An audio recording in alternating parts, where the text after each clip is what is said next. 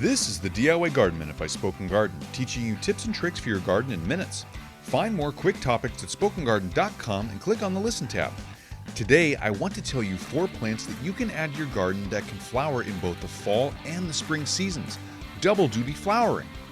Fall is a wonderful time of year and brings so many changes in our gardens and our lives. One of those changes is new flowers starting to bloom. The really fun part of this is when you can have plants in your garden that flower in the fall and in the spring. These are specific plants that don't like extremely hot temperatures and will only flower under cooler growing conditions in the milder days between either really hot and cold during the fall or between really cold to hot days during the spring.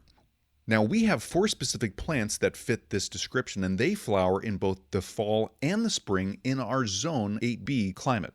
Those plants are 1. The I Love You Dianthus, which are hardy in Zone 7A to 8A. The second plant is African Daisies, which are hardy in Zones 9 and 10. So even though we grow in Zone 8B, we're able to overwinter ours because we grow them in containers and can protect them over the winter months. The third plant are Pansies. Now they're hardy in Zones 3 through 8. And the last plant are Salvia Hot Lips, which are hardy in Zones 7 through 9. Now, there are other varieties of plants that we didn't list here that can flower in both the fall and the spring, probably in your garden, so we would encourage you to find them by visiting your local nurseries and talking with their horticulturists. Fall is here, and if you are succession planting vegetables, make sure you have all your seed sowing supplies and tools, including your very own Little Dibby or Dibb XL garden tool. Our exclusive one-of-a-kind seed sowing tool with graduated depth markings helps you sow your seeds at the correct depth every time. Pick from 5 different colors on our Etsy store or on Amazon. Get your Dibby garden tool today.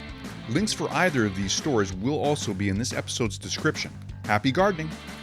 Thank you for listening.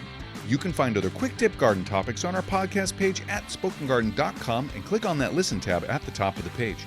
And make sure to subscribe to this podcast so you don't miss future quick garden episodes. We'll see you in the garden.